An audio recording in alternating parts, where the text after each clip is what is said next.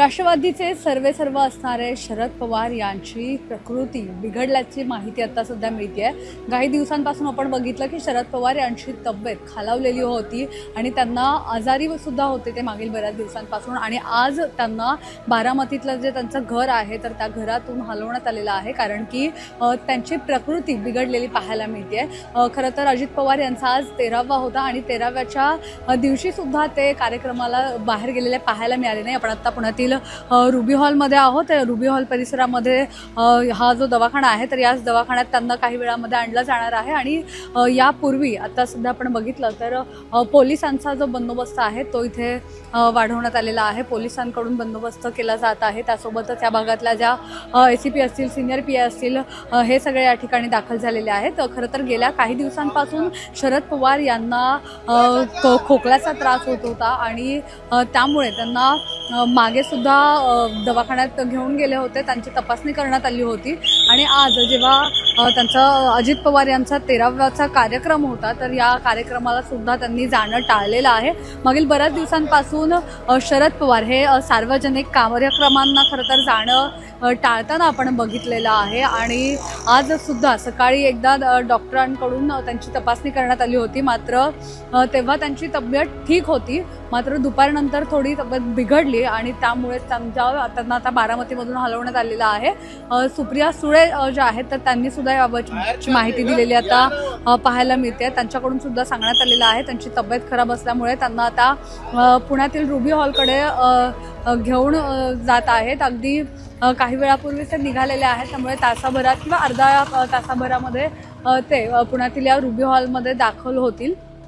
आपण पाहिलं की मागे सुद्धा जेव्हा शरद पवार हे दिल्ली इथे सुरू असणाऱ्या अधिवेशनाला निघाले होते तर तेव्हा सुद्धा त्यांनी मुंबईवरून दिल्लीला जाणं टाळलं होतं। ते पुन्हा एकदा पुण्यात आले होते आणि पुण्यामधून ते बारामतीमध्ये दाखल झाले होते। आणि त्यानंतर आपण पाहिलं की आपण तेव्हा सांगितलं जात होती वेगवेगळी कारणं की अजित पवार यांच्या निधनानंतर बरेच कार्यकर्ते जे आहेत तर ते त्यांची भेट घेतात सांत्वनास्पद, त्यामुळे त्यांनी त्यांचे सगळे दौरे रद्द केले। पण खरं तर त्यांची तब्येतीचीच खरं कारण होतं की काय, असा सुद्धा आता प्रश्न उपस्थित होताना पाहायला मिळतो। काही वेळामध्ये आता शरद पवारांना इकडे आणलं जाईल, त्यांचा जो ताफा आहे तर या ताफ्यामध्ये जी एक कार्डियक ॲम्ब्युलन्स आहे तर ती सुद्धा ठेवण्यात आलेली आहे। आणि सुप्रिया सुळे यांच्यासोबत ते आता पुण्यातील जे रुबी हॉल क्लिनिक आहे तर तिथे येणार असल्याची माहिती आपल्याला सध्या मिळताना पाहायला मिळते। काही वेळात त्यांना इथे दाखल केलं जाईल। सकाळपासून 2दा त्यांना डॉक्टरांनी त्यांचं चेकअप केलेलं आहे आणि त्यामुळेच आता काही वेळामध्ये त्यांना दाखल केलं जाईल आणि त्यानंतरच पुढची माहिती जी आहे ती समोर येताना पाहायला मिळेल। कॅमेरा पर्सन अजय गांगुडेसह मी मोना येनपुरे।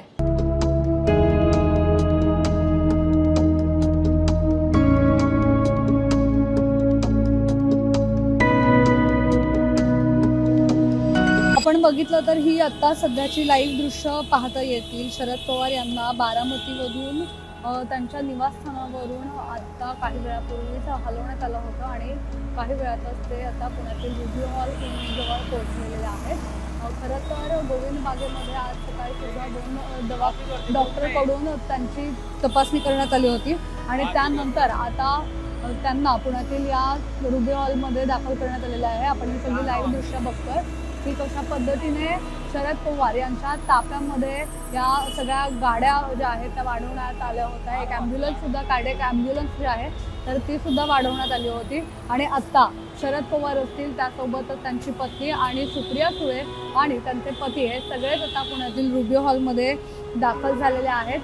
खरं तर गेल्या काही दिवसांपासून शरद पवार यांना सर्दी खोकल्याचा त्रास होत होता आणि सर्दी खोकला आणि तापाचा त्रास होत होता आणि त्यामुळे आज सुद्धा सकाळी त्यांना तो त्रास थोडा वाढला होता आणि त्यामुळेच त्यांना लगेच डॉक्टरांच्या एका टीमकडून तपासणी करण्यात आली होती। आणि यानंतर त्यांना लगेचच यानंतर आज अजित पवार यांच्या 13व्याच्या इथे त्यांना घेऊन गेले होते आणि त्यानंतर ते लगेचच आपण बघितलं की त्यानंतर त्यांना पुन्हा एकदा त्यांची तपासणी करण्यात आली आणि या तपासणीनंतर त्यांना त्रास होत असल्यामुळे त्यांना लगेचच पुण्यातल्या रुबी हॉलमध्ये हलवण्यात आलं। आणि हे सगळं सध्या आपण ही सगळी लाईव्ह दृश्य बघतो की कशा पद्धतीने शरद पवार यांना आणलं गेलेलं आहे।